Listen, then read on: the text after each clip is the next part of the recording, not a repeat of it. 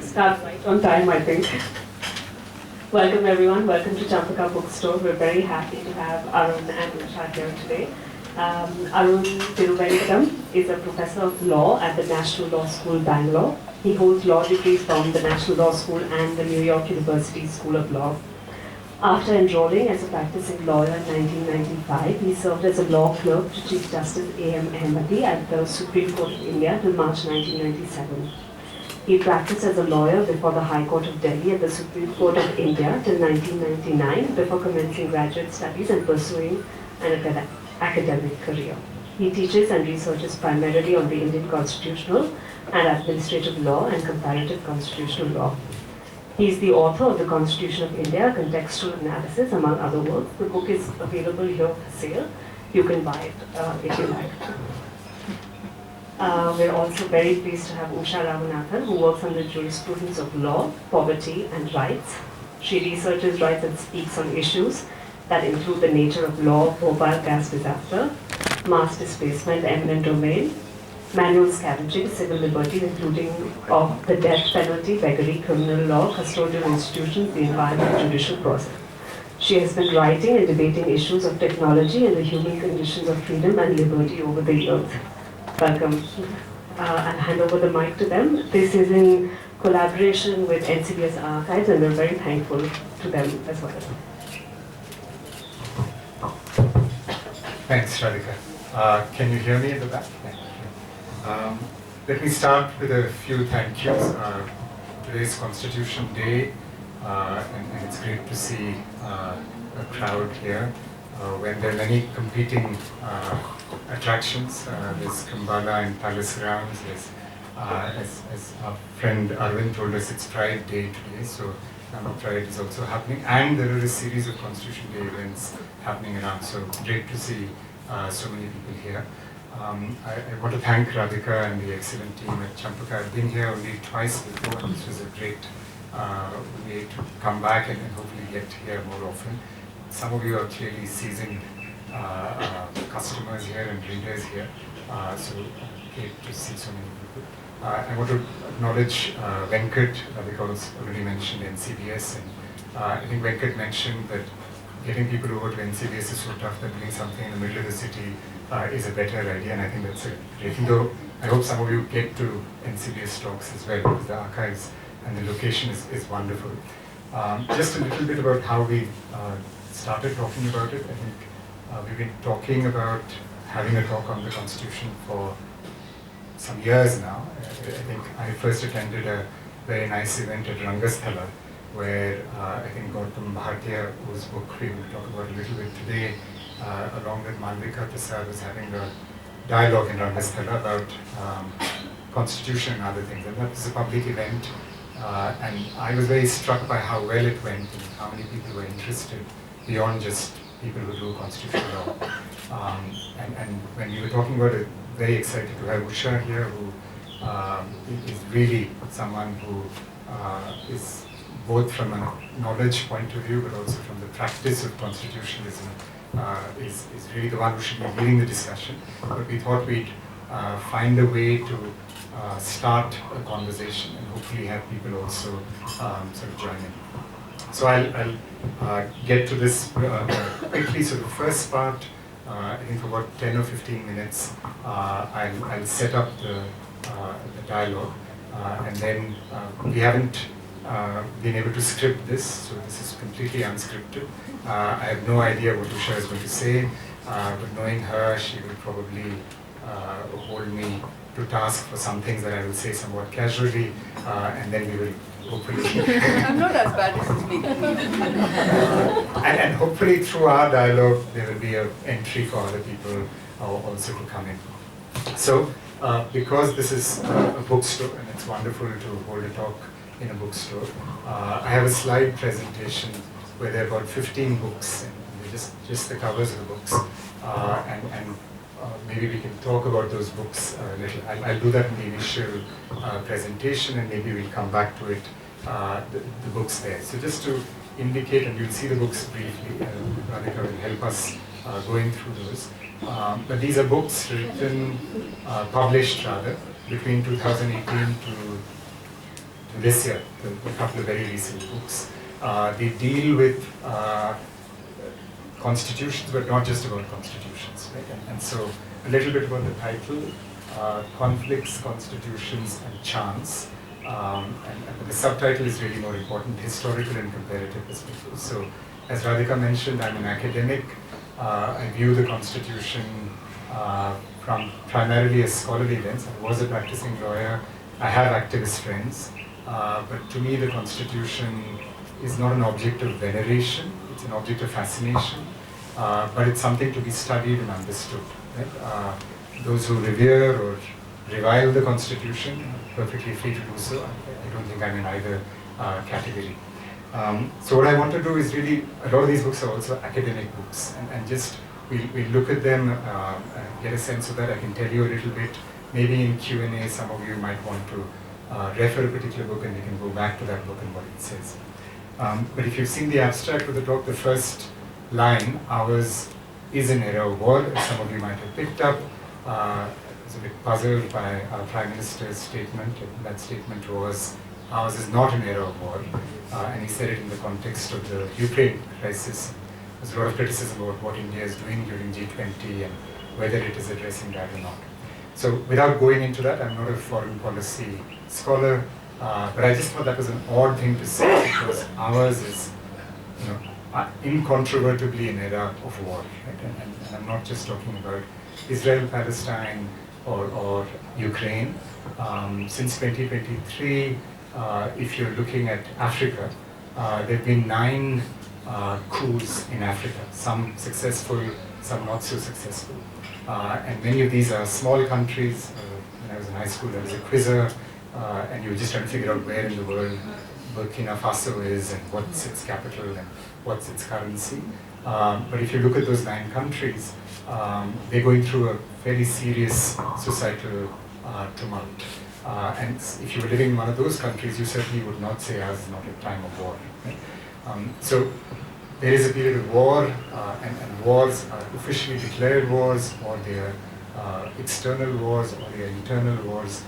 We've had, and it's continuing to work out its way, the crisis in Manipur. How would you describe it? So without getting into the technical aspects of war, there's certainly violence, there is strife and suffering. So that's what that initial line is talking about. I just want to reference, so wars are troubling. They're particularly troubling to people who believe that we are at a certain point of time in history where we were not supposed to be going through this. So if you go back a couple of centuries and you think of the period in the immediate aftermath of the Second War, you have the establishment of political institutions at the international level, you have the United Nations being created, and other institutions that came after 1945. You also have, on the economic front, the Bretton Woods institutions, the World Bank and the IMF, which were supposed to create a new international order. And the lesson of the mid-20th century was never again. Right? Having had 2 catastrophic world wars, as they call, the idea seemed to be that we learn from the lessons of history and try not to repeat them. Now, that consensus, and some people and some scholars have called it the post-World War II consensus, seems to have held for roughly a period of about 70, 75 years. And so we are now living through a moment of despair, where people are beginning to wonder what's happening with all those institutions that were created, with all those coalitions, and is that breaking down? Now, this is a period of despair because we are also facing fairly serious existential crises, and multiple crises at the same time. Right? So you take the environmental crisis, climate change, how do we grapple with the threats posed by that? You need solidarity, you need international cooperation, and we don't seem to have that. Right? Let's talk of other 2, and it could be multiple, I've just named 3. So the climate crisis being the first, the second, we are still emerging out of a pandemic, and we begin to realize that if what scientists say is true, and COVID-19 was a relatively easier pandemic to deal with, given what else we could be. You think of Ebola, and you think of all kinds of others which would spread much more rapidly. Again, what you need to deal with that existential crisis is cooperation, solidarity, and finding ways to get us out and more secure. So the second is a global health crisis, and you could think of multiple others which can heighten this sense of crisis. In the field of law and politics, for about 2 decades now, and some of the book titles that you will see illustrate that. There's been a sense of the rise of populism, the rise of authoritarianism, and how a lot of these institutions have been undermined by these forces. So because of all these things, there is this sense of despair, because it is generally felt that, from the Enlightenment period onwards, humankind has been trying to evolve models, and 2 models that have come up with are democracy and constitutionalism, and there's this narrative of this sort of linear progress. Right? You had the American Revolution, the French Revolution, and then there were other challenges, but post-World War II, we set up the UN, so at the domestic level, at the supranational level, at the international level, you had institutions which were committed to values of democracy and constitutionalism, and all of that is breaking down, right? So there's that sense of despair.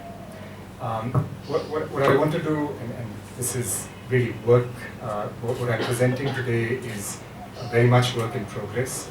When Kit first said, what are you working on, and you want to present that, as an academic, I feel a sense of obligation that when I present work, I've already thought it through, and I'm somewhat clear. So your academic training makes you very wary of presenting ideas which are not even clear in your own head. But this is a great opportunity because I have a wonderful interlocutor like Usha and a group of people who are curious, interested, informed about many things, but perhaps not as informed about constitutionalism as legal scholars may be. So it seems like a great place to test out these ideas. So the argument that I put out, one is a general argument, and this is an argument that I'm a legal scholar. I think Radhika read out my qualifications are all in the law, but I'm learning from people from other disciplines, particularly historians, who've been studying constitutions. And historians come to constitutions very differently from legal scholars. Legal scholars tend to think that constitutions have this important role, which of course they do in organizing society, ordering society, sometimes having this veneration attached to them. But historians will look at them as documents and study them and study not just the celebrated constitutions, which begin to organize entire societies, but they also study failed constitutions. And they study constitutions which are sometimes proposed by individuals which haven't gone on to have a life at all. Right? They're just lying in some archive somewhere and somebody discovers them much later. So a particular historian whose work I'm going to draw on quite a bit, but it's also, as I find, as you dive deep into it, you find that, of course, so her name is Linda Colley. She has a book called The Gun, the Ship, and the Pen, which is not a historical academic work. It's a book written for broader audiences. And it's actually quite accessible. But if you look at the bibliography and if you look at the endnotes, there's a lot of really dense historical work that she's drawing upon. In the field, so I'm a constitutional lawyer, but I also work in the field of comparative constitutional law. And there are others who have also been mining that. So I'm in the process now of sort of collating work done by these people to try and understand what is it that they're saying. So Linda Colley's simple point is, constitutional scholars and it's not just constitutional scholars or political thought. The first book that I'll flash is a book by a professor of psychiatry, but he's talking about the Enlightenment. Right? And so she takes on this general narrative of progress from the Enlightenment and somewhere around 1750 till about 2014. And she says it's not been linear. If you think about it, and even if you have a broad understanding of history, you have to remember that this is also a period of empire, that nation states really start in the 19th century and the 20th century. But a lot of empires were also building empires in this period between 1750 to the middle of the 20th century to about 1950. And those empires were heavily militarized. And as Colley points out, many constitutions were actually written by military rulers. So Napoleon Bonaparte, for instance, there's a movie out in the theaters which the French are very upset about because Ridley Scott has completely, taken Bonaparte's, Napoleon's claim and made some kind of film with it. I haven't seen it, might see it because Joaquin Phoenix is a good actor, and that. But the initial reviews have been not just by French scholars, but generally others have been quite critical of the way it's presented.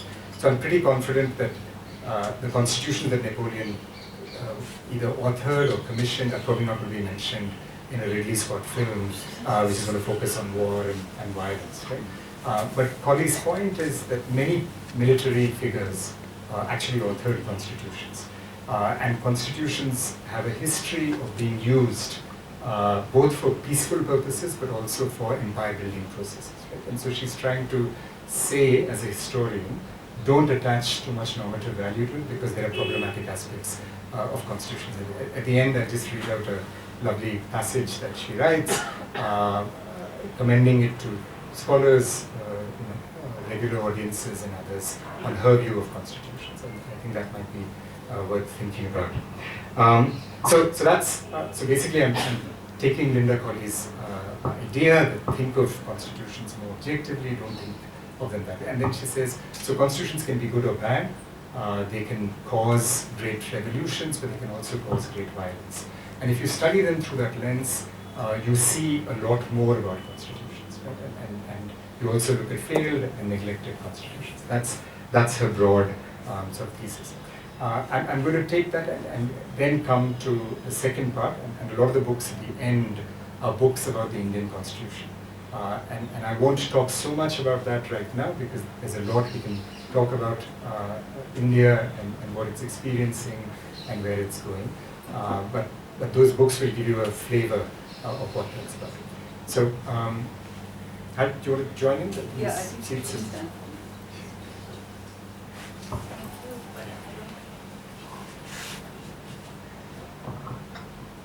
Yeah, great. Thank so, you. Yeah, no, good to see you, man, because referencing you earlier.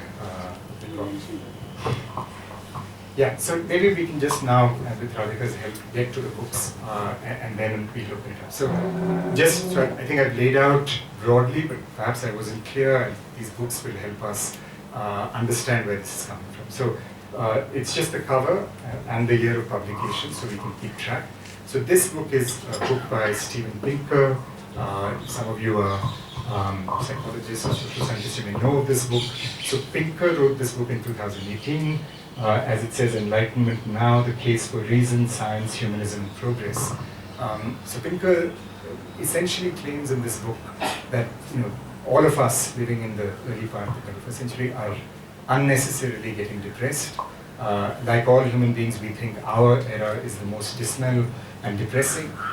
He relies on a series of statistics to say, actually humankind in the early part of the 20th century is perhaps doing much better than it has done at any other point in history. Right? So he talks about well-being, advances in science and technology, and the way so many challenges can be confronted now that they couldn't even a few decades ago. Right? So this is a follow-up to a book he wrote a few years earlier, and he sort of takes that. And the subtitle, so he says, so how do we get out of, he doesn't deny that we are in a mess, but he says the way to get out of that is through reason, science, humanism, and progress, all Enlightenment ideals, right? and all things that we should hold on to.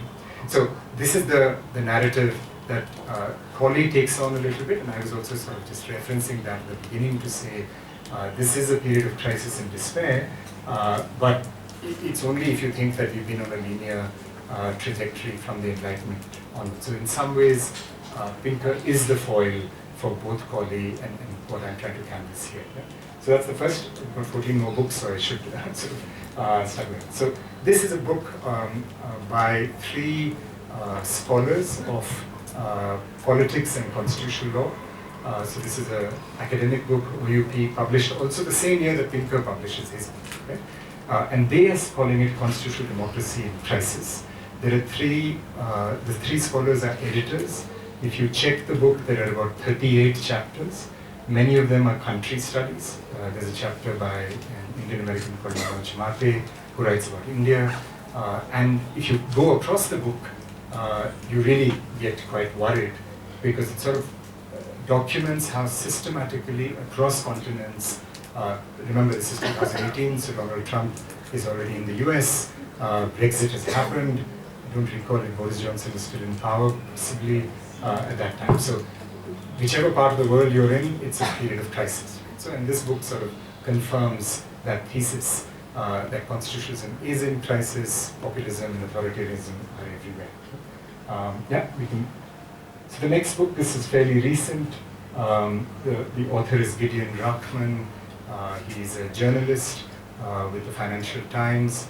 And as you can see, I was trying to figure out who those profiles are. Some of them are recognizable. So the age of the strong man, how the cult of the leader threatens democracy around the world. Rachman starts with Putin, and he says 2001, Vladimir Putin completely controls power, and he's been in power since.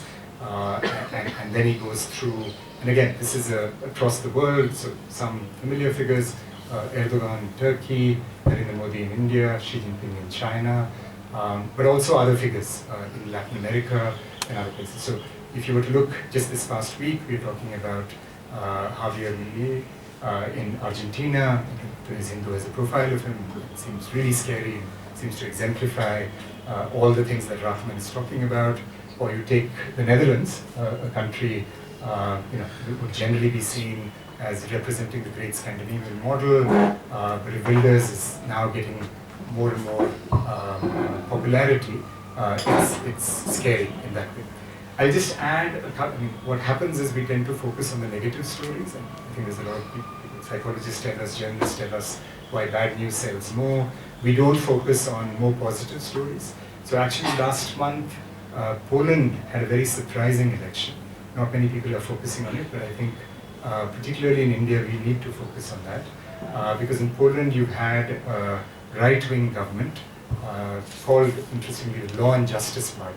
So it's a political party called Law and Justice.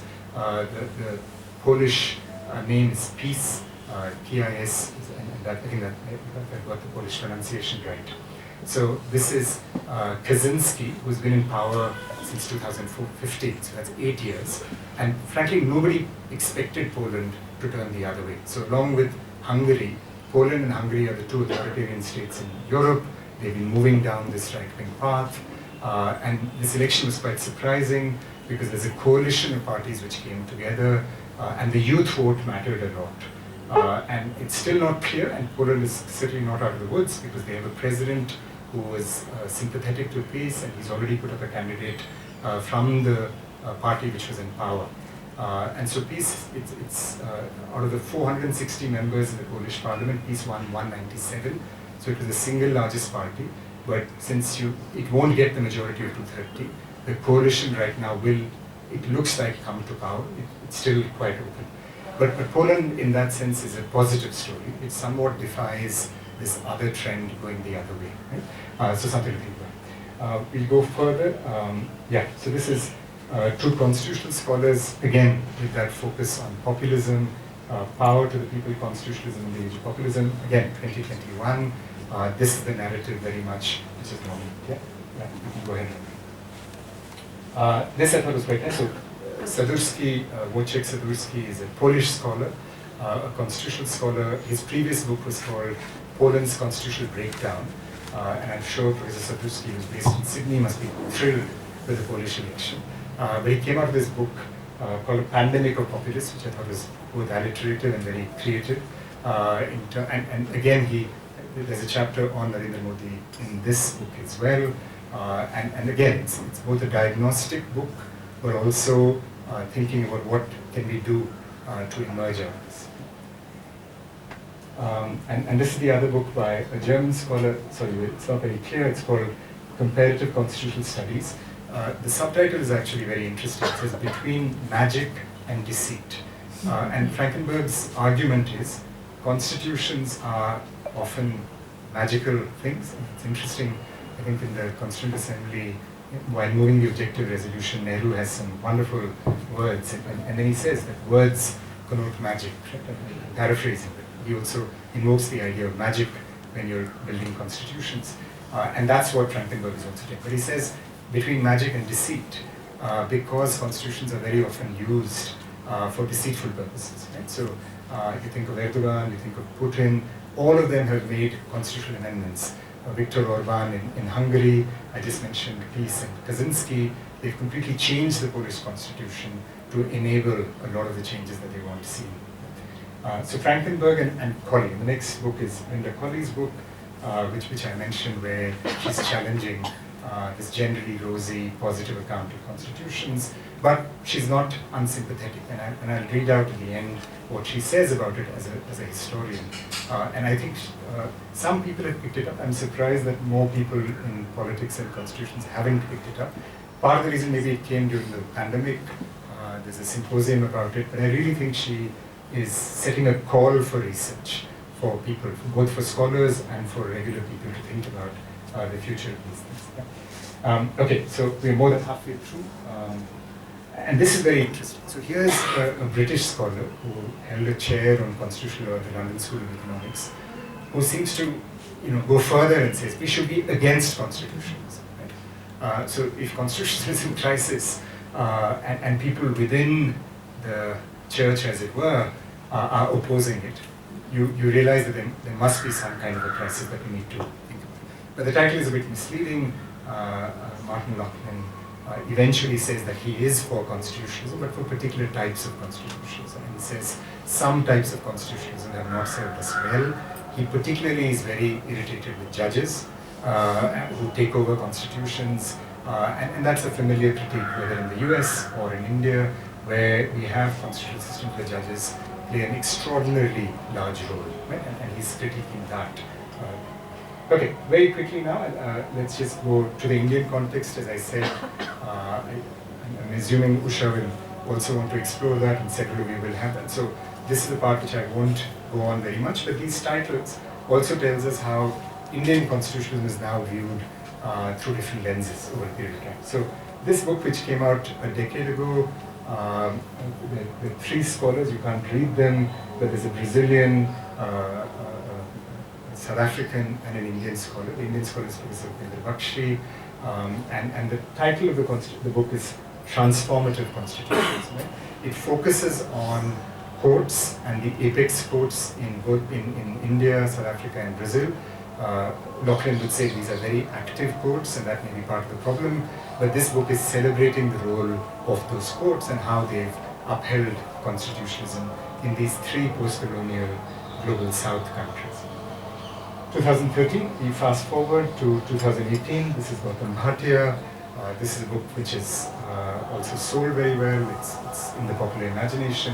He invokes the idea of transformative constitutionalism, an idea, as he explains in the introduction, that he takes from South Africa. That's why the previous book takes the term transformative constitutionalism, which we associate with the 1995 Constitution of South Africa. And a lot of people are exploring how that can describe other places as well. So that is Bhatia's book in 2018.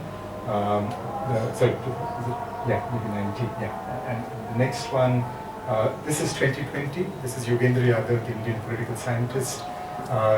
This is a book which is a collection of his articles, but it has a new, I think, prologue and epilogue. And he makes this somewhat startling claim that the first Indian Republic, he says the Indian Constitution from 1950 to 2019 is the first republic, and that first republic is dead. Right? So he says this, he's published in 2020, he's referencing some cataclysmic events that happened after the 18th general election in 2019, which returned Narendra Modi to power. So Yadav says, if you take Article 370's repeal, if you take the Ayodhya judgment, if you take the Citizenship Amendment Act, all of these happened in 2019. Together they show that the founding values of the Constitution of 1950 have been repudiated. Right? So when he says, where are we now? Not clear. But the First Republic is over. We are in some nether world between the first and whatever will come. So fairly bold claim. I think some scholars picked it up. But and of course, Yadav is being provocative. He wants us to think about what is happening in the Indian Constitution. And if you hear his public speeches and others, but he hasn't dwelled on this very much. That's partly because he's wearing two hats now. He's both a political activist and a thinker of our times. But I think he makes a pretty strong case, and it's worth engaging with. That was 2020. Let's just go for, this is my friend and colleague Arun Narayan, who wrote this book, which again caught the popular imagination. And look at the title now. So we've gone from transformative constitution to an undeclared emergency. And again, it's, despite the title, it's a very positive book. The final chapters is also devoted to this question of what should we do now. And his argument is we must build a politics of resistance, and he has multiple modes that he offers to us if you are worried about these cases. Yeah? The last two are the two books which came out this year. This is Arun K Thiruvengadam, who has this book called The Colonial Constitution, that came out a few months ago, and most recently, or maybe simultaneously, is again a friend and colleague, Matthew John, who calls it the Communal Constitution. And this is derived from his doctoral work. He's looking at Indian constitutionalism over a long period of time, but this title at this moment seems particularly provocative and unsettling. So I'll just stop here, just to give you a sense of how scholars and people who are thinking about the Indian polity, you can see that in a decade-long period, the titles of these books have changed, the tone has changed, and that's something we are confronting. I'll end with just a quick quote from Linda Colley, who, as I mentioned, I'm drawing from. So this is her introduction, and this is what she says at the last part. She starts by saying, you know, I'm British, and Britain, New Zealand, and Israel, few of the countries of the world which have resisted this allure of written constitutions. So she says, I didn't have any attachment to constitutions as Americans did, and she's spent a lot of her professional life in America. So at the end she says, in the course of writing this book, I have become not so much a convert to these kinds of constitutions as a candid friend. They meaning constitutions, are the frail paper creations of fallible human beings. Wherever they exist, they only function well to the degree that politicians, the law courts, and the populations concerned are able and willing to put sustained effort into thinking about them, revising them where necessary, and making them work. These are also emphatically not innocent devices and never have been.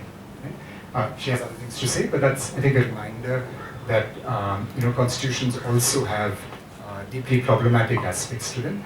A lot of the books that we're talking about towards the end are not talking about more recent developments alone. They're taking things which are there in the original constitution, and so the same constitution can be transformative, or it can be colonial, communal, or any other label that you want to achieve.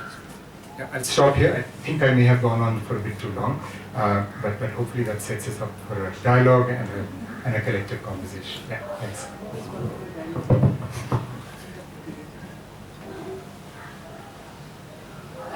I must confess, I'm not quite sure how to work a dialogue around this.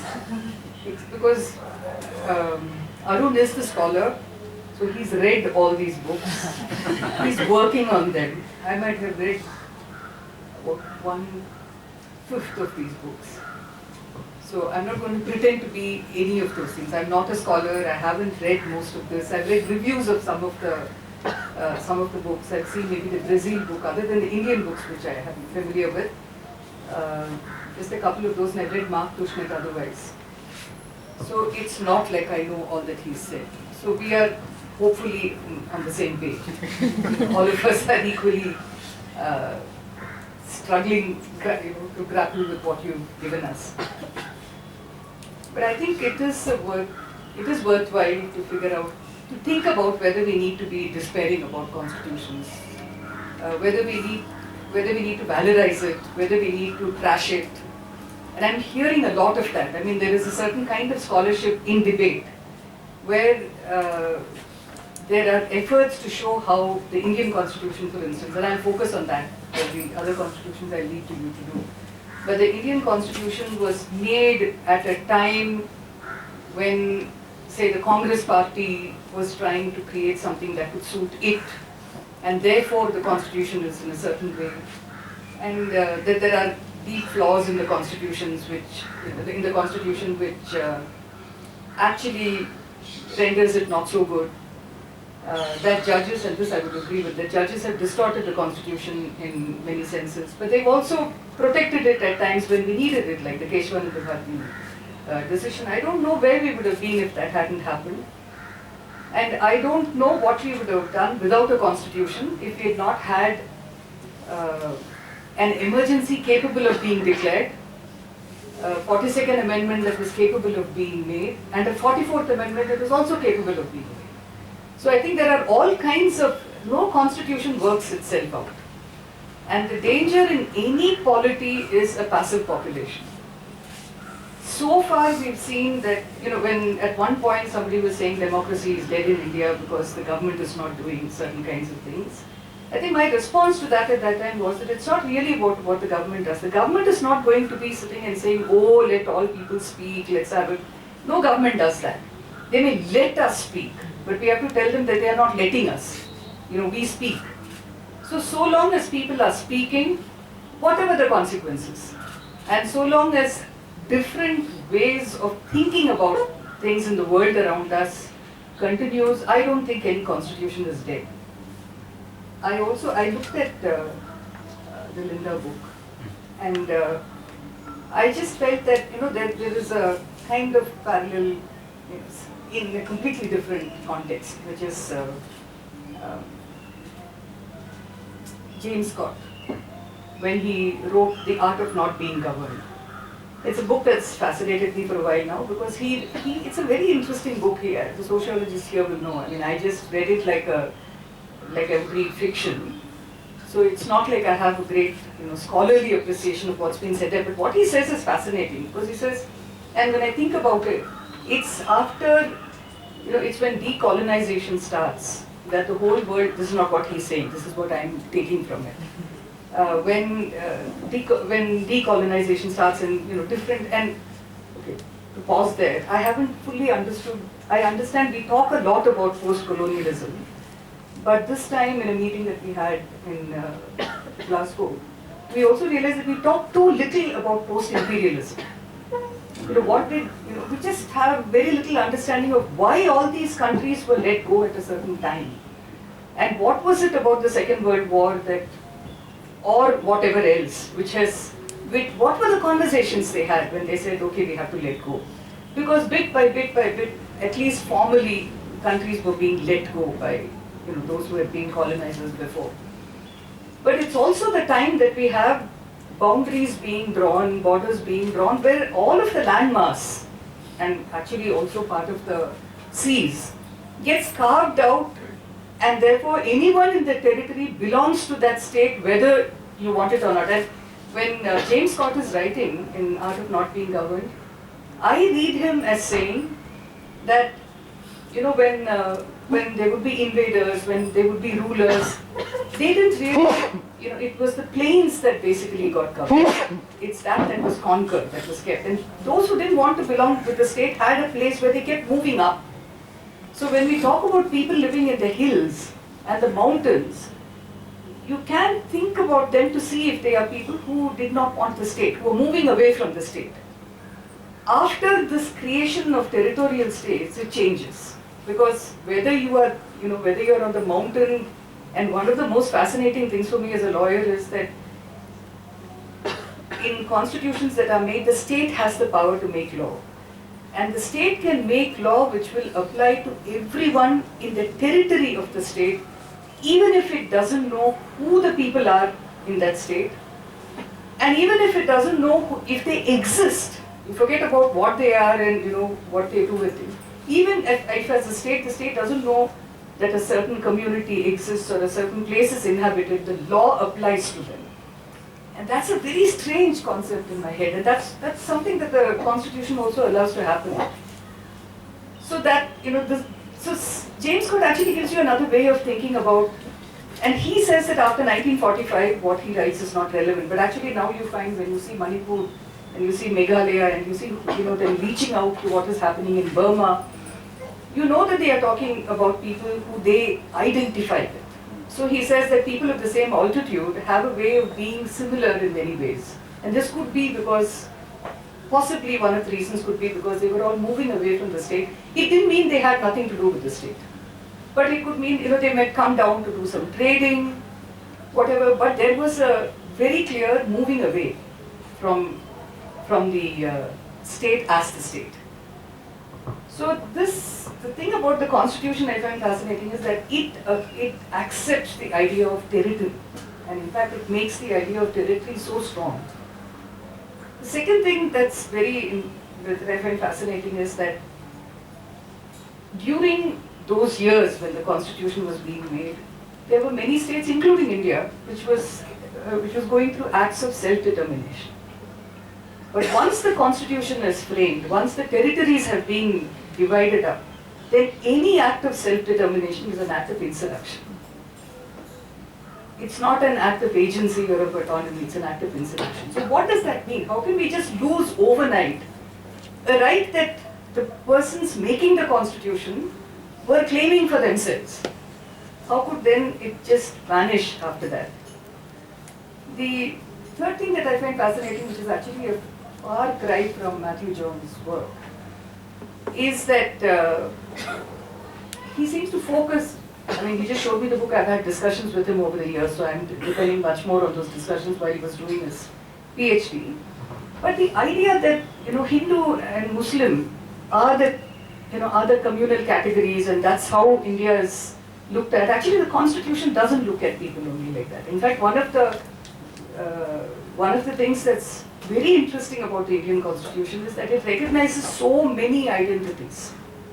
It recognizes tribal communities as being separate, and it divides within them between 5th and 6th schedules. So, places where tribals may not be in a majority but are in large numbers, they need to be treated differently. The land on which they are needs to be treated differently. So the Constitution does not flatten, and it recognizes a number of identities. In fact, one of the recent interesting things was the Anglo-Indian question. Why the Anglo-Indian identity was even placed in the Constitution, and the debate that happened on whether it needs to continue or not. And I think the effort was successful then to remove it. So it's changing all the time, and it is empirical. The Constitution is not just about somebody's vision of power. It's an act of empiricism. So I find it very difficult to be pessimistic about a Constitution unless we want the Constitution to solve all our problems. I'll sit here, I'll wait, you please solve my problems. I want freedom to speak, please bring it to me. I mean, then of course, it's not the Constitution, it is the magic that someone referred to that we need. We don't need a Constitution for that. I'll stop now and then I have more things to say. Sure. No, thanks, Usha. I think of the things that you mentioned, James Scott, it's interesting, and I think partly what Collie is also asking us to think about in this moment when we associate constitutions with the nation state in particular, and when you think also about territory, and there are parts of our constitution, very territorial constitution, very, very adamant about maintaining those territorial boundaries, and sometimes that comes up with other progressive ideas that people might have, and how do you navigate through that, right? So it's one way in which sedition has still got some kind of backing of the law is because this idea that, and sedition has been legal through all our regimes, right? And every government has prosecuted people for sedition. So I think in some ways, maybe when you have a period of crisis, you go back to your absolutely basic commitments and question them. And that might be, because we know this in other disciplines, and that a period where foundational questions are being revisited causes new forms of thought. I think for constitutional scholars this is unsettling because intellectual ferment is good, but in this case it is also a document which has societal impact. and what's going to happen to at least that's perhaps the conceit of constitutional scholars to say, this could be good in terms of a crisis, but what will it lead to?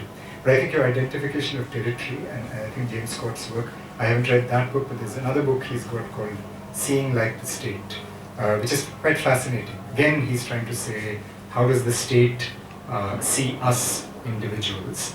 And all that you said, the law, the constitution, the state has to work in a certain way. It makes these very utilitarian calculations. It does it from a panopticon view.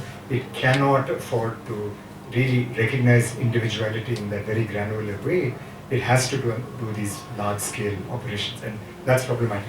And Scott's idea there is to remind us that those categories will, come up and clash with other commitments that we might have.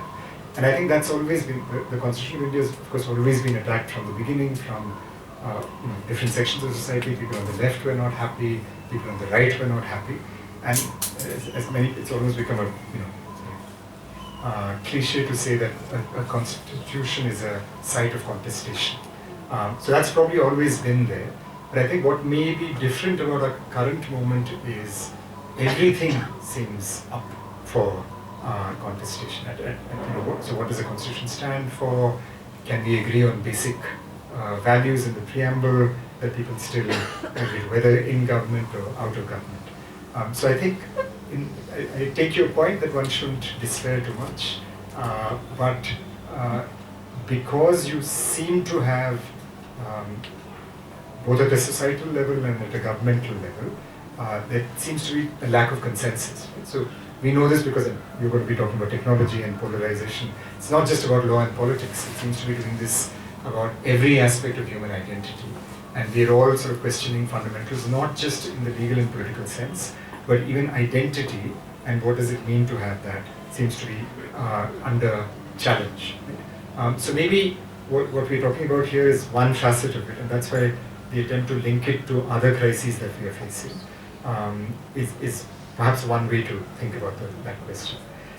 The one thing that I will say though is, and I mentioned this, maybe I'll elaborate a little bit, and I take your point about not, so our Prime Minister called the Constitution a holy, which was very worrying. But at the same time, I see this also in activist communities, this attempt to try and say, the Constitution is almost reverential or holy. Right? And I think both attempts should be resisted.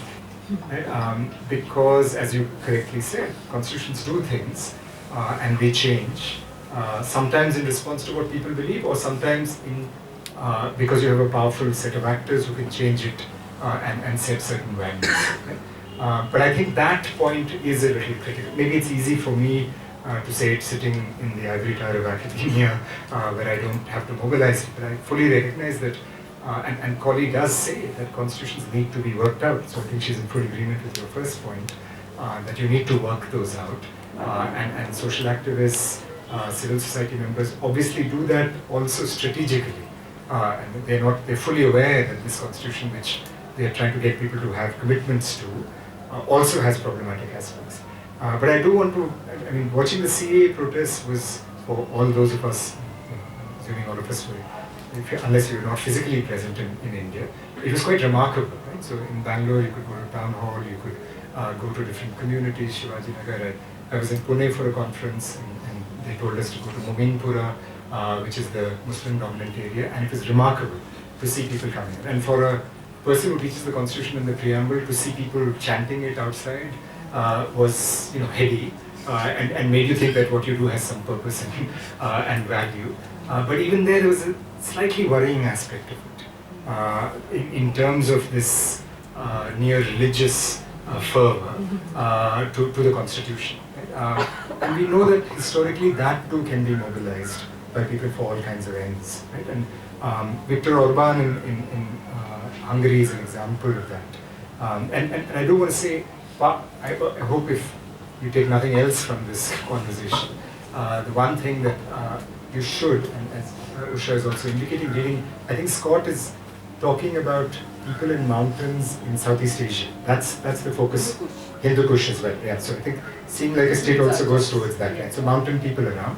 But my own sense, just by reading papers, is although at one level we have access to all information in the world, what we end up reading and focusing on is actually less and less compared to what. So just to give you, if you look at, for those of you who still read physical newspapers, and that may be a small minority of you, if I think of newspapers like the Hindu or the Indian Express, in my lifetime, 2 decades ago, I can remember that the coverage of international news was at least 3 pages. Today in the Hindu, it's 1 page.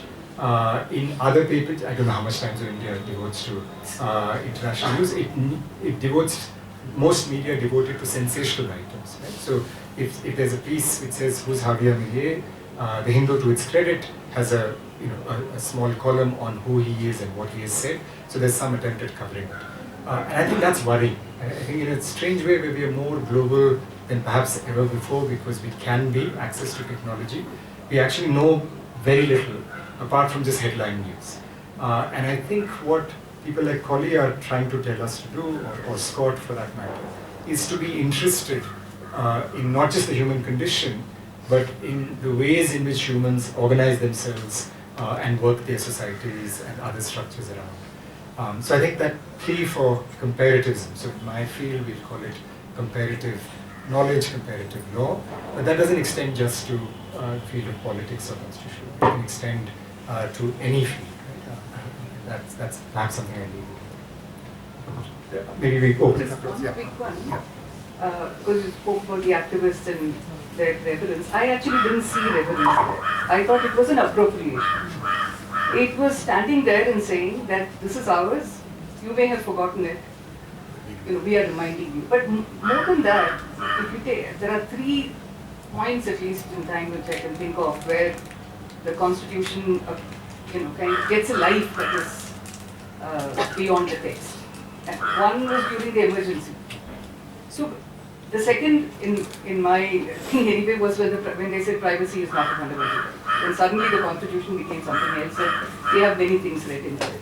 And the third is in this period, where everyone feels under threat and anybody can do anything, institutions take over. And I find that when I see the role that's given to a state by the Constitution as being, their job is to free us to be free. They have to leave us alone to be free. I don't want to be attached to the state all the time. I don't want to be thinking about them all the time. They have a task to do, let them do their job. And that, the way they do their job should let me be free, not make me free. They don't do anything with it. They have to let me be free. So especially with this idea of territoriality and there's, Ayn Rand wrote about escaping somewhere. I thought as a child, I thought it was great. Later I thought, oh my God, what did she write?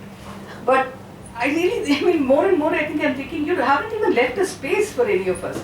When you think that in the Olympics, and it's not just here, the number of stateless people, it's just growing because everyone's becoming very xenophobic. And then, people have to run away from their countries and then, you're stateless. So the first time I noticed in the Olympics where some people were sponsored there as UN candidates because they were stateless otherwise. It said a huge story about what's happening with the world and what is happening. So for me, the idea of territory is extremely important in understanding how we can see our lives. I actually find words like ordering, organizing very difficult. I don't want to be ordered and organized. I'm happy to belong to the state where I don't have to be ordered and organized. And actually, if you look, people say, oh, if it were not there, everything would be anarchy. And I say, show me a place.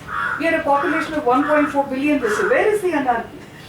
Why are we worried about something that doesn't even exist and has proven itself not to exist?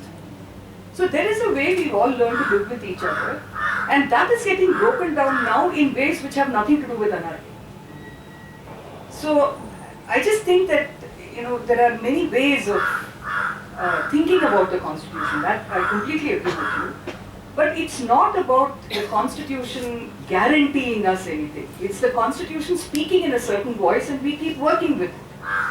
And I read it to know how I can lead my life without having to be troubled by too much around me. I want to know if I can just what is the whole point of it for a people? And the Indian constitution I find is very, very useful in that, because the thing about it is that it is about the limits of the state. And it's about the limitlessness.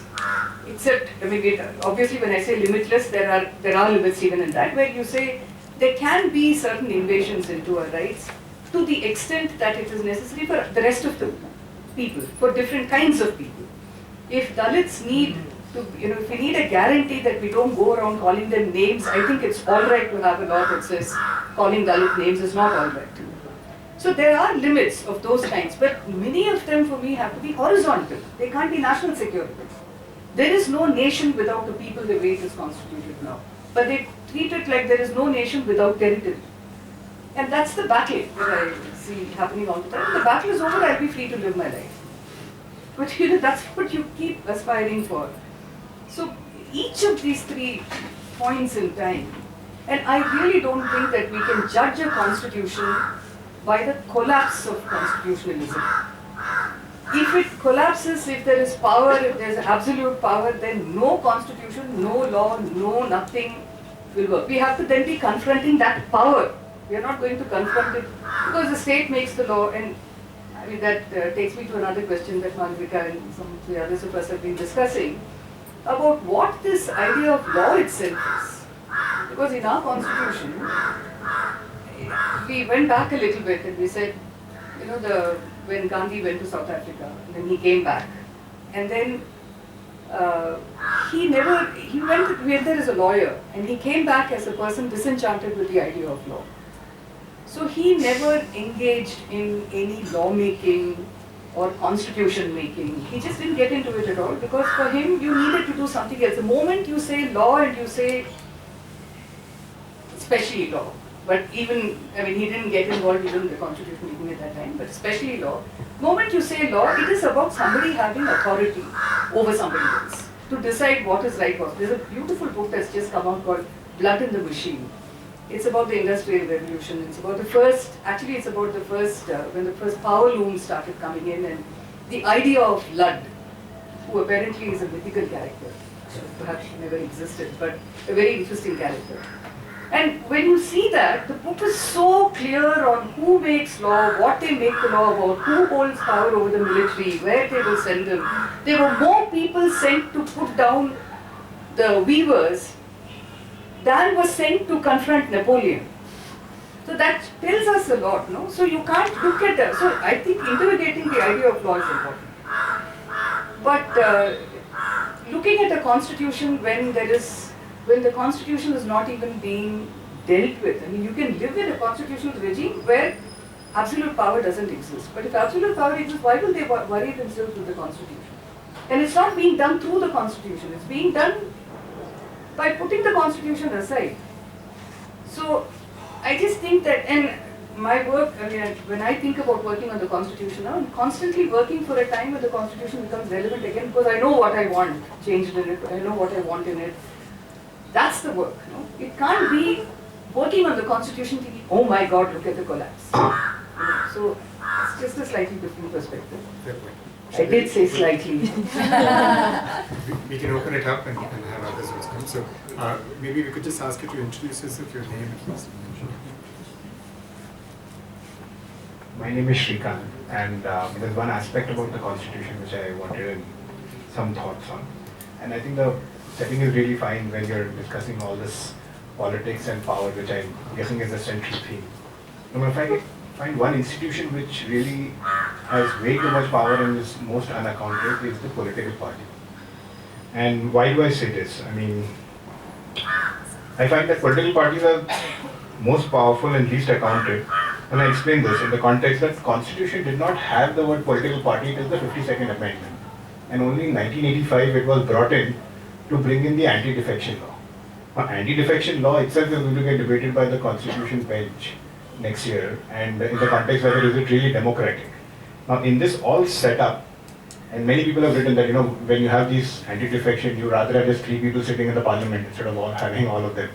In this setup, there is no limit on political party spending, but there is limit on individual spending, which means if you're thinking of money as a force of influence, Effectively, people are electing political parties and not individuals. So what are we really doing, and why aren't we able to think about in the terms of, I mean, democracy itself is, what do you call it? Coalition. And so why are we thinking of coalition as a bad outcome of a politics instead of coalition being the active design of an outcome of an election? So, coalition should be the active design, and then instead of creating coalitions after what is the outcome of the election and then doing it, and thinking of things like constructive vote of no confidence instead of just the vote of no confidence and government falling. I mean, why are these narratives not there? They are there in the society in other forms, but I don't see that happening. And I think for the diversity that our country holds, we don't have any reference globally where this 2-party, 3-party structure should work. We have to really go in, this coalition by active design. And I think this thing that's happening where you can have state and central elections, everything can come in with that thought process. Because then you won't have midterm elections and all of that. Yeah, maybe let's just get in other people to speak, and it's more important to hear what people have to say. Yeah. Thanks, Shrikant. Yeah. Hi, Srishti. So I have one question for you and one question for each of you. My question for you is, you said when section 377 happened for CNRC and you saw people gathering, right? At that time, yes, okay, India took a stance and we were all really proud that we stood against something. But then CNRC is also kind of connected to Israel-Palestine, people seeking refuge. Why is there no voice right now? Why are people not standing up to CNRC now? Is it that people have forgotten about it, or is it that it was always about us Indians not getting something out of it, and now that others are seeking refuge, it's causing people to not really take a stance? That's one. Or is it something where now that Jaishankar is there, and we are seeing that the world is going towards World War III, sort of. We are taking safer bets. We are taking safer bets.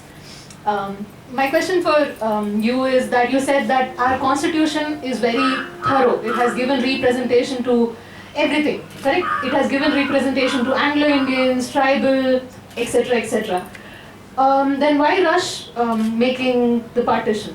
What went wrong when the partition happened that it was rushed? It was rushed like anything, that it affected how the boundaries were made and how the wildlife was impacted to how the rivers would flow. And that is really, those are my two questions. Hello, my name is Siddhant. My question related to the discussion you started about the Yogendra Yadav book. So the kind of claim that Yogendra Yadav makes in the book that the First Republic is over and here we are in the Second Republic. A similar sort of claim is made by Thomas Brown Hudson in his book about majority in India. So my basic question is, why is this shift possible without a clean break from the constitution? Is that part of the design of the constitution that it is not that rigid?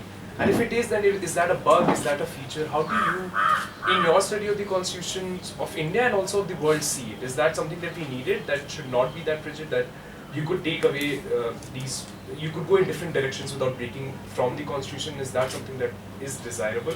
Because considering where we are right now, and there are other possibilities too, if it's too rigid, then you can't go in the directions that you want to take your country in. So how does that work? What are your views on that? Sure. Maybe we'll just respond very briefly, and I just want to clarify that this is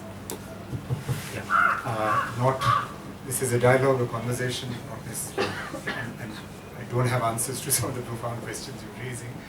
But just on Shrikant's question about political parties, so Radhika mentioned my book.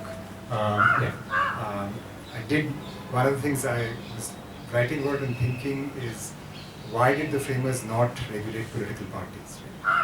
So Granville Austin, who's an American scholar who studied the Indian Constitution, raises this question, and he says, at that time, not clear enough?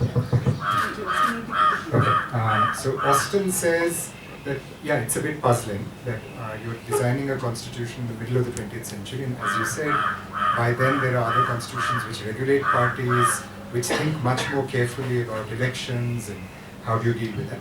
There was some thought even in India, there was an idea of proportional representation which was then rejected. We decided to go with first past the post. That's not necessarily in the constitution, but there were debates in the assembly. So they were thinking about these questions.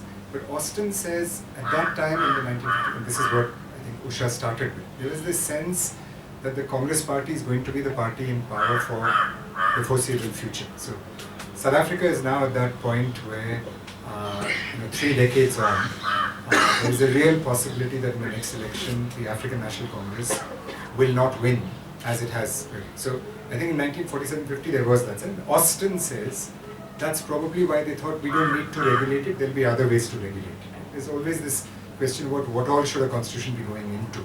And if you look at the American Constitution, it says nothing about elections. It doesn't even mention an election commission. So you get Bush versus Gore, all of that. They still don't have that. So in the Anglo-American tradition, you don't think about these things so much in constitutions. In my book, I sort of said, but now I realize that's probably unfair. The Germans were thinking about it. So the German Basic Law, which is near contemporaneous, 1949, talks about how to, and it's being invoked. So even for the AfD now, they've just invoked the same idea. But in Germany, it makes sense, right? Because they're coming off, and people forget that Hitler was voted to power. So in Germany, there was this real reckoning that we have to be scared of political parties and what the Third Reich did. So perhaps at that time, our circumstances were not such that you needed to think about those so seriously. But I'll just say, there's this idea of people who are talking about autocratic legalism. Right? So what you're saying, Shrikant, is, why don't we think of a better electoral system? Let's do other things. We are in a moment in this country where our laws are passed through this strategy of shock and awe. Right? We have a parliament session being held where nobody has any notice of it. Please think about 370, whatever be the political, ideological differences people might have. What was stunning about it, and some of you may remember 5th August 2019, I remember it very vividly because I think around 7 o'clock there was a WhatsApp message saying something's happening in Rajya Sabha. You turned on Rajya Sabha TV. I think, and I don't remember it correctly, there are people who've documented it. The only thing on the agenda was an amendment of an intellectual property law for Jammu and Kashmir. That is what was tabled. And if you remember the proceedings, it's quite stunning to watch those proceedings and go back and look at it. Derek O'Brien was on his feet trying to say, as a member of parliament, I don't have notice about this that you're moving. Right? And there's a problem there. So what you're talking about, Shrikant, is very sophisticated measures to regulate that. I think look at the Women's Reservation Bill. Look at the way that parliament session was conducted where nobody had any notice of what is coming. Right? So I don't think we are now at a moment where we can talk about very sophisticated devices to try and ensure you get free, good free and fair elections. Right? I think we are at a moment where the law is being used in a very particular way, where we don't have that basic consensus that we should be doing things in a certain way. You look at the retired general secretaries of the Lok Sabha and the Rajya Sabha who are all talking about procedures which are there. We don't need new laws for them, but we are completely neglecting those laws for them. So I don't think that right now these design questions of what do we do, they are always important. But our current moment seems to be one where we are not talking about that. Our crisis is slightly different, right? Where there's a lot of smoke and mirrors, there's subterfuge, there's an invocation of law, there's an invocation of legality, but there's something else happening in our culture. And I don't think more law, more sophisticated political thinking about this is right now going to work. I think we need to continue doing that. I think that's a good question. That's what the academy should be doing. That's what others should be doing. But how will it work now? I'm not so sure. Yeah, that's something I don't know. Now, Srishti's question, I'm not sure I entirely picked up Srishti. I should say in Bangalore it was quite heartwarming that there was this idea, there were people actually protesting about Israel and what's happening. They were not allowed, and this is interesting that we are now in Bangalore, our chief minister says a lot about freedom of speech and all of that, but Freedom Park is still the only place you can go to. There are people being prosecuted for saying things on social media about our chief minister.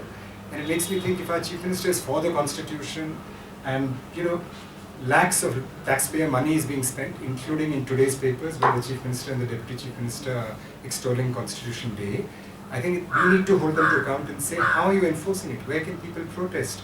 why were the people protesting against Israel picked up on the same thing the previous government had? That hasn't changed. And that to me is worrying. So I'll go back to Usha's initial point, that whoever, even if somebody is venerating the constitution, the question to ask is, are they implementing the constitution in their daily work? Right? So when will those restrictions which have been in place in Karnataka and Bangalore go off? And I think those questions need to be asked to people who apparently say that they are great abiders of the constitution as opposed to other people. Right? And I think that's the hard part, that we are vigilant and we ask these questions of everybody, not just those who we think are anti-constitution, but even people who are actively promoting the constitution, but not doing so much when it comes to the details. Siddharth's question, and Usha, please feel free to jump in as well. But yeah, so on your point about Hanson's book, and again, not somebody who's a lawyer, but who's obviously thought about the question of law and violence because of the research that he's done. Right? Again, I think one of the challenges for anybody interested in the Constitution today is to think of all these categories of people. And Hanson's work, which I came across fairly recently, I'm still reading and trying to make sense of that, there is this violence, and the theme of violence has been there. We tend to think of violence, as Usha mentioned, during the emergency or during these cataclysmic events. But a scholar like Hanson, who studies violence at the ground level across India, what he tells us is that there's been violence almost continuously in the post-independence era. Right? And for some reason that's not caught the imagination of people at the same way. So I think what he points out, and then he asks questions as a social scientist about what does rule of law mean in India. Right? It isn't just about the big profile cases, people who are taking on big constitutional questions, but what happens to violence on an everyday basis. So I think Hanson is somebody I think that we really need to engage with, right? And then deal with. Your question, just remind me very quickly. My question was that is this desirable, that you could go towards a second republic, different values, whatever it is, without a clean break from the constitution? You can still operate under the framework. Yeah, thanks. So I'll again give you a comparative on this response, not from this. So you could be right in saying, is there a constitution, is there another constitution which operates at our societal level, right? There's the official constitution which is being violated, which is being... But I think what is interesting to me is that Hanson and Yogendra Yadav, who are not constitutional scholars, but they are invoking the constitution and its values in suggesting a way forward. Right? And to me that's interesting. And I'll give you the example of a place where I spent 10 years. This is Singapore, and I think Usha and I once met in Singapore, and Usha was asking me, what a puzzling place this is. Because Singapore has a constitution. It is taught. I taught this constitution of Singapore. Very easy for an Indian lawyer to teach it because the Singapore constitution actually draws a lot from the Indian constitution. It has a chapter called Fundamental Liberties. The confusing thing for me was it has the same text, but the provisions are different. So I would keep going back to my Indian Article 14 is equality, Article 19 is speech, and it's slightly different in Singapore. And once in a while I would say this, and some Singaporeans would say, you're getting the wrong constitution, but the right text. And I do want to say, there is a way in which I'm also very proud of the constitution, when I realize how often it has been used in other places. And I think we are not aware of it. The long shadow of the Indian constitution in Africa and Asia, how many people actually took inspiration from it, is something that's not talked about very much. Maybe we are a large nation and we take it for granted. But going back to your question, the puzzling thing about Singapore is because it has had a single party in power since 1959, the People's Action Party is the world's longest continuous political party today, which wins elections. I'm not talking about the Chinese Communist Party, which doesn't hold elections. But Singapore is either a semi-liberal democracy, it's an authoritarian constitutional order. What is striking about its political discourse is almost nobody invokes the constitution. Right? And the courts also will decide questions without looking at the constitution. And the only reason I now find it striking is that today our discourse is so constitutionalized. Right? If anybody is talking about an injustice, will first say this is unconstitutional. Why would they say that? Because there is something that discourse does. Yeah, some people will get provoked, and if you read a newspaper column and somebody says this is unconstitutional, I might read it because why? This person making an explosive claim, right? I better pay attention to it. in Singapore, nobody invokes the constitution because it is seen as almost irrelevant to political discourse. If there's a problem, they can amend the constitution. So think about 377, how it was resolved. I think you invoked 377. In Singapore, it's the government. There was a litigation on 377, and they took inspiration from Nas Foundation and Johar. But the courts just said, we are not going to decide it. It's for the political executive to decide this question. And then it's the executive which decides that we are going to repeal 377A, which is the provision very similar to 377. But we are also going to pass a constitutional amendment which says that marriage can only be between people of opposite sex. And that's the executive doing. And so they invoked a constitutional amendment not to liberate people, but to put restrictions on people. So the constitution in Singapore very much is an agency of the state and a way to order society, regulate society top down. So activists and others do of course invoke it, but they know that it doesn't go very far. And to me as a non-Singaporean, very puzzled, but why aren't you invoking the constitution? I said no, because it will raise eyebrows in a way that we don't want. Because we are a cohesive society, we don't want to create problems. We would rather make an argument about queer rights through a solidarity argument, which is seen as a consensual form. If you want to talk about constitutional, anti-constitutional, you're some kind of a antagonist, you're an aggressive person, right? Making aggressive arguments. And that's fascinating, right? Again, I don't want to, it's just an interesting fact that in Singapore society, the constitution just doesn't have this kind of a balance as it does in our society. Right? So I would say to you that the fact that Thomas Blom Hansen wants to make an argument and wants to make us pay attention, and he invokes the constitution and the rule of law to make that argument, means that that discourse is still alive in our polity. And long may it be, but in many other places that's not been the experience. Right? So, you know, somebody asked me what's chance doing in your title, and we haven't talked about chance so much, but I would say, I think the fact that the constitution is relevant in our society is a lot to do with the framers, with civil society groups and others, but it also has a lot to do with circumstance and chance. Because in many other societies people make constitutional arguments. Somehow the constitution has not had that grip in public imagination, in discourse. So Usha's point, and I take it very seriously, and Srishti's point about why do people invoke the preamble, the constitution? I think that's a good thing. And there's an American scholar who has a book called Constitutional Faith, where he says it is a secular form of religion.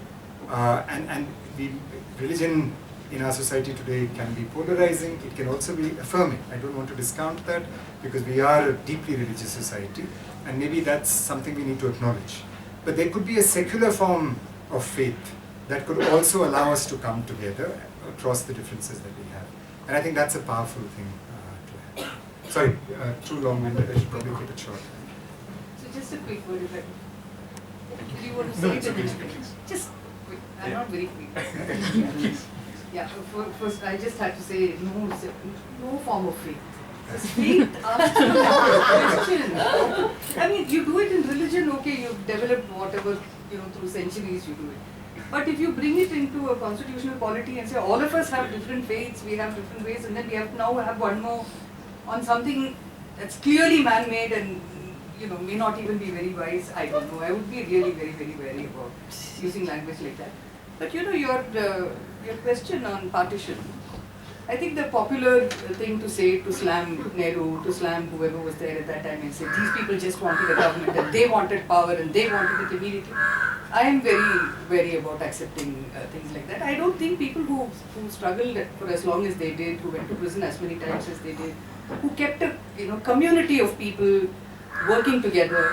And when I look at the constitution, for instance, I'm thinking it's, whoever asked whatever the circumstances, it was Dr. Ambedkar who was put in charge of the drafting committee, and it was accepted every time he brought it in. I don't think this was a selfish, greedy, avaricious, whatever. I'm just unable to see it like that. I also find it interesting that this is a time when they were doing, they were bringing all the princely states within India. So they were also looking to assimilate and integrate. So if at the same time that they were doing that, and Hyderabad was also a Muslim state in that sense, they were not looking to send that out. So I find it very difficult to think that the Indian contingent just wanted the Muslims out. I just think this is bad history reading. And that there are many other ways of reading it. And one of the things that I definitely feel is that, which I mentioned a while ago, is since we don't have a reading of what the British were doing and thinking at that time, and what the Congress knew about what they were thinking and feeling. See, this is you had the Second World War, the war ended, there was demobilization that happened, you'd had the famine, and Britain was depleted of resources. So there were a number of things that were contributing to their letting go. You let go the moment of being let go, of that letting go, then I don't know where you are. So I just feel that we are not accounting for the various kinds of things that would have gone into the making of a decision that, okay, this moment has to be seized. So I would not therefore go with either the scholarship or the popular opinion that just finds it convenient to slam Nehru and whoever else was there at that time. I think it's lazy understanding in my head. And the one other thing is, when you were talking about the CAA this is a slightly different story, I think. For instance, they don't want the census either now. But I also think it's because you don't need the census anymore. They've got about 3,700 at the least databases, where they have everything they want to know about everyone. Why would you need a census?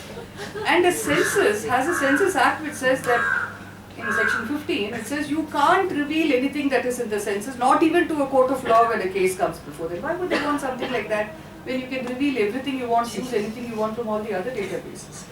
So I don't think we can see that disconnected from this. And the failure of the NRC in Assam is clearly one reason why there is no great enthusiasm to proceed with it. I mean, when you think that the person who, that Hajola who went, I think that's his name, who did that whole exercise, guided by the Supreme Court, that he is now being charged with all kinds of offences of fraud and this and that. You know that this is not just a fraud exercise for us, it is a fraud exercise for those who want to enforce it. So maybe each of these situations has to be seen, we have to peel off many layers. We tend to stop at that, at the epidermis. Maybe we need to go further and further. And I don't think it's just multiple layers. I think it's in all kinds of ways. And without that complicated understanding, we might actually miss a lot. And just one word on, what Shrikant was asking. See, when this amendment came, when the 10th schedule was introduced, there were many of us who were asking, what is this idea of the whip being put into the constitution? So we were asking the opposite question, not why are political parties not in the constitution? We were saying, why is this, device that they have? When you read Granville Austin, you also find that there were some things on which some of the, I think maybe Acharya Triplani or a couple of others disagreed and voted against, therefore. And there was a discussion in the Congress about whether they should, therefore, they had issued a 3-line whip and they should not have voted against it. But they said these are senior people who've done their own thinking, they think it's right, we should not interfere with it. I actually think it also had to do with this, that they really were senior people and you don't fool around with people like that. But when it comes to the 10th schedule, to put this into the constitution, I think destroyed, when you say there are no representatives, sure there are, when he said there were no representatives, there are no representatives. I mean, when the Arif Muhammad Khan, when he stood up for the Muslim Women's Bill, he had to argue a full thing saying it was bad, it should not have been done, but he said, but I have my party whip, so I have to vote for the legislation. So it's not only against your conscience, it's against your reasoning, and it's against your constituents. So these are problematic things that I think we should be careful before we ask should be put into a constitution. Which is, and just in terms of the political parties, what do we want to be put in? And when we think of regional parties all over the place, trying, in various ways to give life to the idea of a multiplicity of parties so that it doesn't get, power doesn't get concentrated in a few hands. I think they're important developments, and I don't think that they should be get over-structured. We need to play the game too. Yeah, do we have time for one more round of comments? Question. Yeah, thank you. My name is Zahid. I'm a law student. I have 2 questions to ask. I have a lot of a series of questions to ask, but for the lack of time, I'll limit it to 2. One, I was reading a paper by Andre Mama, Our Constitution's Legitimate. I mean, it was prescribed for us as a reading, so I had to read it. National Law School, beautiful. So the question was about legitimacy of the Constitution and the Constitution being anti-democratic. Okay. So one part of my question is, does it bother you that the Constitution itself is an anti-democratic legal instrument? And the other part of the question is, why should we conform to such a constitution today? Especially, I wanted to link this legitimacy question to the state of Muslims in this country today. Right, throughout partition, I mean pre-partition, the Muslims had separate electorate, and then after partition, if you look at the Constituent Assembly debates, separate electorates were taken away. Even reservations, minority reservations were taken away, and only thing that was awarded to Muslims were culture and educational rights and a general general law against discrimination, right? So why should such a minority should conform to the constitution that we have today is my second question. Or are we stuck with this constitution, or are we adhering to this constitution because we are stuck with it?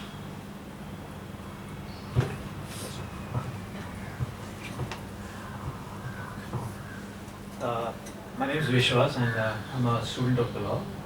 My question is about, I think one of you used the words disconnect, but I probably add two more words, duality and disenchantment, although a lot of us are in the first place not enchanted with the constitution in the first place. And probably one of you can speak to this in the context of a couple of examples. For example, in a repeat perhaps of 356 abuse, we now have Punjab, Kerala and Tamil Nadu governors delaying or sitting on bills.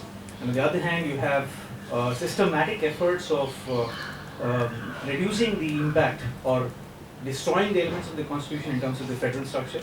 You have the education and taxation matters which are now more or less centralized.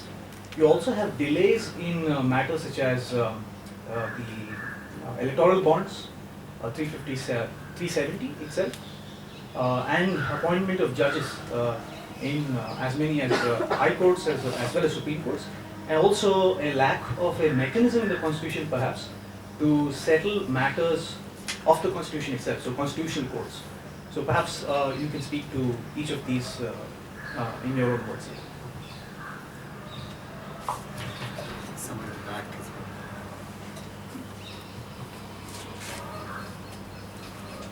Maybe we'll just collect a few, and if time doesn't permit, we can have individual conversations later. I know Radhika is concerned about wrapping up. Yeah, but let's hear from the ones who want to make comments. Hi, my name is Bharat. So I had two questions. Actually, the first is, if you see the present scenario, don't you think, with due respect to the drafting committee, the constitution is so palpable that two individuals can just run down it, bulldoze their path through it, and all the institutions which are there to hold sway over it have been all plundered. The judiciary, which has to interpret it, just stays on the matter. Like the CJI, who just, outside of the court, is like all for freedom of expression and this and that. But when it comes to actual judgments, there is everything is hollow. And the second thing I wanted to ask was the bit what you were talking about. Don't you think that the Pune Pact of 1932, if it was not, it had gone the other way, favoring maybe the repressed class, so that what effect would it have on the constitution, which we see today?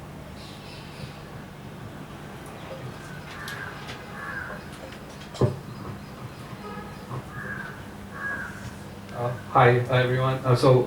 I might be a little immature to this space, but my work is purely in governance technology. So I spend a lot of time on blockchain and cryptocurrencies, and we're seeing governance emerge at a grassroots level. And I spend a lot of time critically thinking about the forces of centralization. And my question, or just a dialogue or a thought here, is how do you free the Constitution in the case of today's talk, and in my case, the protocol?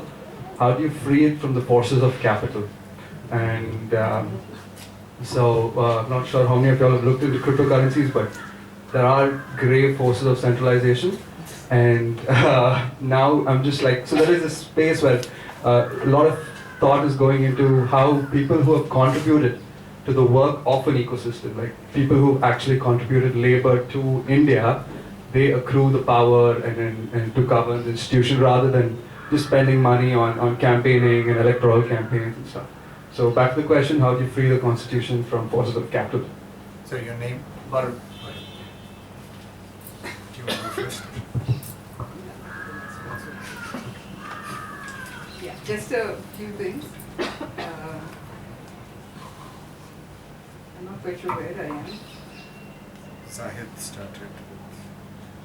There was something written, our constitution's legitimate. Yeah. Was that this song? Yeah. Yeah, is it anti-democratic? Only consider limitation to X, Y should majority. Actually, the making of every constitution is very important and interesting, and it's located in history. And unfortunately, the Muslim question is located in partition history. So if we look at what happened in the Constituent Assembly, midway through the Constituent Assembly, they kept waiting for the Muslim League to come, and they didn't come, and then partition happened. So then they had a deal, they had elections in some of those places. So the forces that were there saying that, okay, if Muslims have left, then what are we making all these reservations for? Became a question at that time. So it's also a historical question. But that history doesn't continue because you have 14% of our population are Muslims. Even if 0.2% were, you needed to take care of that. In my understanding of the constitution, I think this is for me very reassuring that it's not about the constitution, but if you look at the first 10 years of our polity, a number of the major legislations that were made because it came from people. It came from movements. And if you take the Land Acquisition Act, for instance, it came after 20-25 years of engagement with the state and battling it out and getting it. So I'm kind of convinced that it is possible for a people to fight their way through. We need to have that clarity. We need to know what we are asking for, why we are asking for it, and to do. And when we keep talking fraternity, it's not just a hollow word. And there is a thing of horizontality which we have not. I don't think we've internalized it sufficiently. We are constantly addressing the state, and the state is doing things to us. I just feel we haven't. I mean, the Constitution actually gives a very good space for horizontality. It's very clear when you look at something like, say, untouchability removal. Nobody can do it. But like we don't look at the Muslim question sufficiently in terms of what histories we should be producing now, we also don't look at the rights against exploitation, for instance. We allow inequality of extreme, thing to continue, and we also find ourselves in a place where the state is competing to keep people barely alive. There's something wrong with that whole way of thinking, no? So along with the question that you raised, I think there are a number of these that we need, and I think actually now is a good time to do it. Because we can't engage with what is happening now, so we can actually look for a future where we can get, all the. So on that I'm slightly on a different thing from you, because I actually find so many of us have been made so redundant at this point that we have the time, the luxury of time and mental resources to apply it to say what we want our futures to be. Yeah, so that's just one quick thing, and this disconnect, disenchantment, I have to confess, I'm not enchanted with the Constitution, but I find it charming in many ways, so I'm not going to discredit it. And I actually find that, the courts, for instance, are constantly wanting legitimation from a people. And when they are not providing what will get them that legitimation, it means something else is bothering them even more. I think ADM Jabalpur was a classic case. And the moment it was removed, they all had to stretch themselves out to say that we are people who work for the poor, Constitution is inclusive, everyone has to come in, we'll find rights everywhere. So in one sense, I think that boomerang is a good thing. It's gone off now somewhere, and then when they come back, they'll come back giving a lot more. So this is why I'm saying I'm constantly preparing for a future if in the present I can't. We have to keep working in the present, but we have to keep working for a future when the present is the way it is. I'll keep it brief, we have to wrap up as well. Zahid, we talk about Marmor maybe separately. But you asked two questions, which to me I'm puzzled because they seem to be in tension with each other. Right? So when you say is it anti-democratic, comes from personal experience of being a student, being part of a group. Democracy, simpliciter, if it is just a counting of heads and then whatever the majority wants gets it, is something I'm deeply skeptical of. From my personal experience as a young person growing up in the society, and it's not just about majoritarian ideas, it's just not a very satisfactory way of resolving things. I think constitutionalism everywhere is about tying it to some other values, some other ways. And I'd say that your second question, can we really say the minority question has been dealt with? I think we can't. I think that is the biggest problem that we have. That's, I mentioned Yogendra Yadav, he focuses singularly on what has happened to Muslims continuously over a period of time, and there will be others who would say that it's not just a 2014 problem, it's been there from the beginning. As Usha said, you have to go back to it. And for Yadav, it becomes very difficult to square these questions up. So we talked about ADM Jabalpur. One of the judgments I have the most difficulty with is the Ayodhya judgment. Trying to even teach it. How do you teach it with a straight face? Right? This is not a question about religion. It's a land title, right? It's a. The appendix. Yeah. So that's where I think your ability to try and explain something really breaks down, right? In terms of just following the logic. The current Chief Justice is one of the members of that bench. He famously said, ADM Jabalpur is a blot on our constitution. Some future bench, if the court still is around and our constitution is around, we'll look at the Ayodhya judgment as that. Okay? So I would say absolutely the treatment of Muslims, the treatment of also Adivasi communities, all that is not the part which makes me proud of our constitution, and I think we need to think about it. But I would say there's a slight tension between the two because it is not, and Marmor I think works on basic premises which to me don't stand up at all. It's a piece I have to teach every year, but it's one of those pieces I teach, just try to hold my breath and just not get to it. So I think the democracy is a part of constitutionalism, but we are not, and that's where the populists come up. Right? In every jurisdiction that we've talked about, they want to make it a numbers game. Very often they don't get the numbers. Let's please remember the BJP's numbers in our first past the post system. Let's look at why there's gerrymandering and rigging in all these other places. There is a section of people who will follow populist leaders, but in most of these societies which have had a tradition, they are not an absolute majority.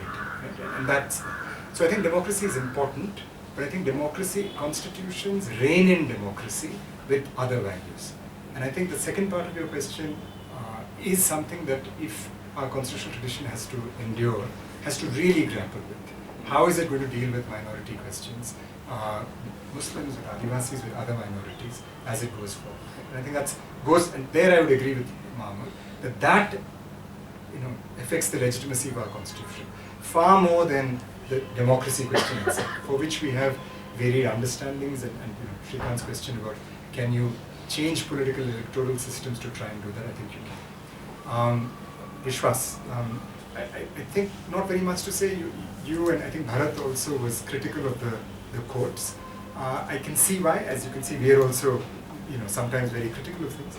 But I would say the fact that I can open the newspaper and Arif Muhammad Khan was an interesting character. Usha just invoked him at a different time for a different issue, and today the mind boggles. This is a man who wanted to quit the Congress party over the Shabano case, is today a foot soldier of the Bharatiya Janata Party. And this is also one of the fascinating things of political leadership in this country.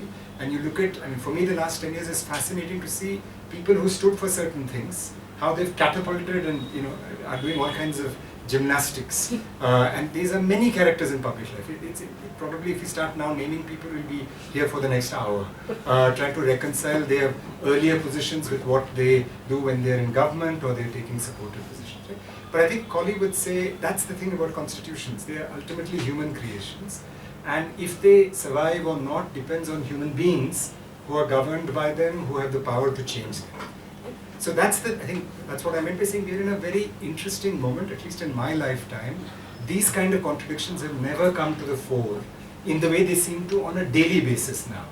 Like, wait, am I hearing it wrong? Did I get, is this person saying this? Knowing what one knows of that person in the past. So that's really positive. But I would say, I think the courts are still trying to be checks.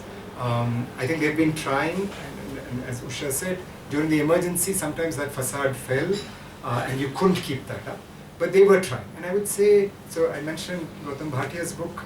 In Transformative Constitution, the book, he was actually talking about High Court judges who are trying to do that. And I think the judiciary is not just the Supreme Court. There are, I think, people who are working at different parts of our system, in parts of the country. I think there's a way in which we can have this very candid discussion in Bangalore that I think would be very difficult to do in Delhi. So the distance from the center, the fact that we have a federal setup, those are things that I would still say allow us to continue. So I mentioned the Singapore Constitution. It's not a bad constitution, but for whatever reason, it's a small city-state. It can be controlled in a way that you cannot with 1.4 billion people today, with a constitution which gives you a federal order, which allows for people to have leeway in the joints, to be able to make those cases. So I hear your despondency and disenchantment. I heard that from Bharat. I guess Usha and I are from different generations. And it is probably good to get a sense what younger people think, what people are, and that's important. If the constitution has to go, clearly there has to be a way by which other people decide whether it's worth continuing with that tradition. A lot of young people in Singapore decided that we are not going to look at the constitution as the locus for our struggles. They are struggling, they are building coalitions, but to me it was very striking that the constitution was not part of that. So as we think of how do we find solutions to these problems, we've got to go there. Bharat's question about, I think Usha answered the whip part also, which is what you'd sort of say. The same thing that I said to Vishwas also. Varun's question at the end, and I think we didn't talk about economics so much, but a lot of these books are constantly talking about what is happening in the economic sphere. I think I would say that the framers of our constitution did think of the economic question. If you look at part 4 of our constitution, the directive principles, they did, but going with the dominant thinking of that time, they felt that that should be left to the government to decide. But our constitution in part 4 actually gives us a real mandate about how economic relations must be administered. Right? So the concentration of wealth, all that, at least at that time, they were able to say this is going to be problematic. It's not something that we had to realize with late capitalist societies. That thought was already there. Many of them thought deeply, not just about legal and political questions, but about social questions. We've talked about the caste issue, Usha mentioned, thinking about indigenous people in the 5th and 6th schedule, which was far ahead of what other constitutions are doing. You think of what's happened in Australia recently, and it's quite striking that there is a way in which the Indian Constitution in 1950 was doing what Australia in 2023 refuses to do, is think of the constitutional implications of the indigenous people in Australia, or the Canadians come to in the last 3 decades. Right? So that's what, when I said I'm proud of the Constitution, that's what I meant. It doesn't mean that it gives you a recipe for dealing with things that the framers could never have anticipated. Right? What do you do with bitcoins, what do you do with crypto? But it gives you a framework to think of those. And I think you could, if you want to talk about the way neoliberalism and capitalism is running amok, you can look at part 4 of the Constitution. You could look at Article 38 and 39, which say that concentration of wealth, as far as possible, should be avoided in the hands of a few. You can take that basic idea and then run with it and come up with a sophisticated regulatory response to how do you manage crypto or bitcoins. I'm not sure if you got my question right. We'll do the technology thing from tomorrow for 4 days. I was going to say you should come and attend Usha's talks, and then we can talk about that as well. Can't do this. Yeah, but I'll pass it back to Radhika. Thanks. Thank you very much, Arun and Usha, for being here. Thank you, Venkat and the NCPS archives team. Thank you for being such a great audience. You're super engaged. And Arun's books are available. I would love it if you consider buying them. Thank you very much.